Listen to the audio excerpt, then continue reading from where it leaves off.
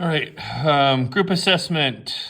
I'm going over this. So first of all, on this one, it's a question about the relationship between the average amount of time you spend per day on your phone and your GPA. So first of all, the least squared regression line equation, remember that it typically will say constant. The number across from that is the y-intercept. And then right below constant, they will give us a unit. That unit is what x is represented by, which is hours. And then the number by that is its slope. And then, by the way, this is the standard deviation of the amount of hours. That's the standard deviation of the slope right there as well, okay? So we will end up using that one. We actually don't need this one at all, or this one. So anyway, the coefficient of determination, 63.6%. Interpretation of that, 63.6% of the variation in y can be attributed to the least squared regression line that relates y to x. And just make sure you know that will be on your exam. I'm just willing to bet everything that that's going to happen. All right, correlation. For this one, what I need to do is I need to take that r squared, because correlation is r, and we have r squared. So I need to do the square root of, and trust me, it's easier to put it in as a decimal. Okay, but remember also it's plus and minus, and we did this over and over, and some of you just refuse to get this right. It's this, but it's actually negative that, because the slope is negative. Because that slope is negative, r is negative. And again, I almost am willing to just say r is always negative on these problems, because typically that's what they do. But it's not always negative, but dang it, please be ready for that. All right, and then t is the t for we need to know it's the one that goes with the slope, or that's across from the slope. The s sub b, that's the standard error of the slope, that's the 0.335. Degrees of freedom. It said it was 45 was the sample size for chapter 12, or for the slope regression inference problems. It's n minus 2. There's two variables, n minus 2 instead of n minus 1, so 43. That's disappointing. There could be questions where they might just ask that. There's questions where if you do 44 here, they'll make sure you get the wrong answer on a multiple choice. So be careful about that. All right. And then this p-value. Now, this p-value problem's kind of a mess, but they give t. And by the way, I didn't come up with this. This was on the exam, so we got to be ready for this.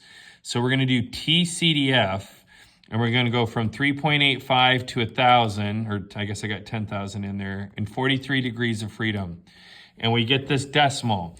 Okay, that decimal represents the tail. So this is my t-distribution, 0, 1, 2, 3, and whatever. And this is this little bitty tail here. But it could also be this little bitty tail over here. So what we do is we take t-CDF to get this, which is 0.00019. And then this is also 0.00019. So we'd have to double that.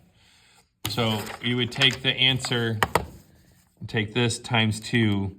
And then I went ahead and just wrote it as a decimal, but again, whatever. And actually, I guess I could have rounded it differently, but I'm not going to worry about that either.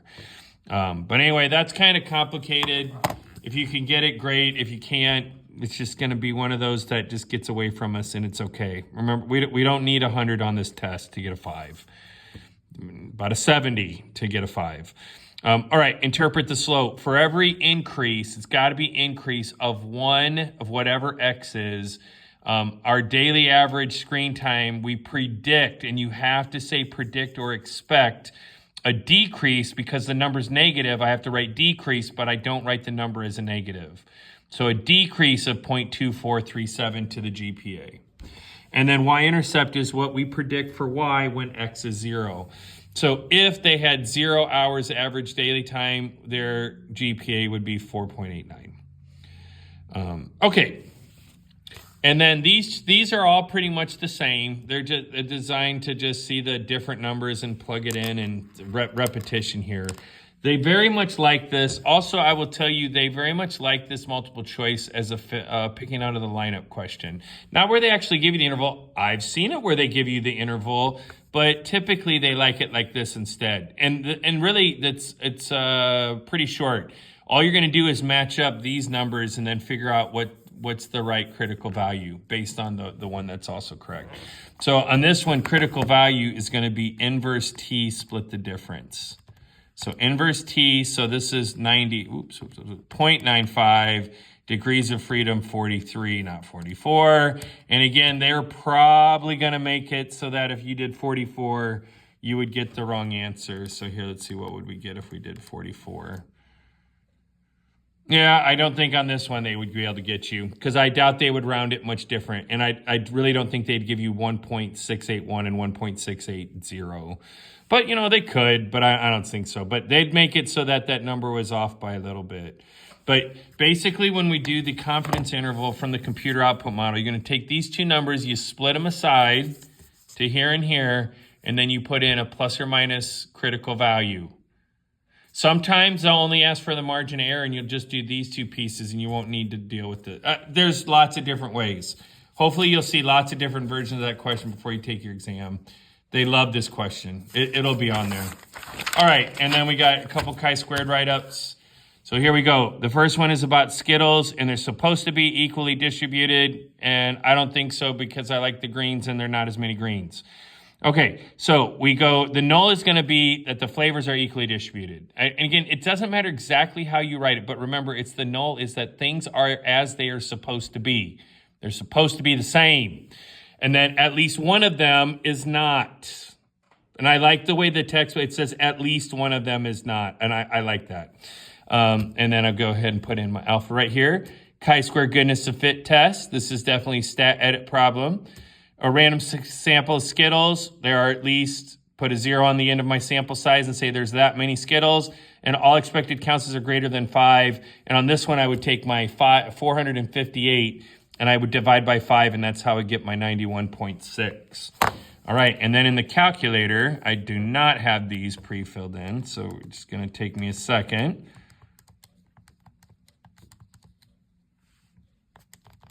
And my expected is 91.6 each time. And yes, I understand how horrible it is that you have to type each one of those in. It's just horrible. You have the hardest life in the entire world. Anyway, so there you go. There's what I got, observed. There's what I expected, stat, tests, goodness of fit tests. I do need to get the degrees of freedom, which as it happens is not correct because I had 5 different flavors. 5 minus 1 is 4. Be careful. Be careful with that degrees of freedom. And there's my answers. Also, don't forget that the individual contribution, you can see those here. So 2.37 for all of them, and red had 1.4 whatever by itself. And there was green, and there was yellow, and there was orange, etc. Just go ahead and throw that out to you as well. Okay, and then when I backfill in my work, boy, I got 94 written down twice. That's not awesome. I guess we're going to go ahead and fix that real quick. 103. I might have to rescan this one in. That's the second mistake I found. I got the other one before I started the video, but there we go. All right, so there's the rest of the information and the p-value. And that's kind of suspicious. Your p-values usually aren't that big, but it is. It just is what it is. P-value is greater than alpha. We failed to reject. We do not have evidence of the alternate. And in this case, that the flavors are not evenly distributed. All right, and then we have the school safe survey question. So first of all, the expected counts. This is probably on the multiple choice as well. And they also like to do it picking out of the lineup, but they could actually give you the number, but I like the chances. So remember, I want this expected count. 10th graders who said yes. So I do the column total times the row total divided by the total. Okay, and again, on this one, there's the math, there's the number. I mean, again, if that's on the AP exam, I mean, that's free for anybody who's trying. Anybody who's trying is going to get that one right. All right. So this one also, because it's a sample, a matrix one sample is the chi-square test of independence. So the null is going to be that the two items are independent, and then the alternate is going to be that the two items are dependent. Okay, and then alpha chi-square test of independence. A random sample of students. I do not say two independent random samples. I only have one sample here. I assume there's at least 2,850 students in this very large high school. And I know that's a ridiculously large high school, but it did say in this very large high school, so that makes sense. And then all expected counts are greater than or equal to 5, and we'll come back to getting those here in just a second. All right, so to plug this one in the calculator, I need to actually start in my matrix. And you have to start at edit, so you have to go over. And then I want a 4x2. I have 4 grades with 2 choices. And then I type in all those numbers.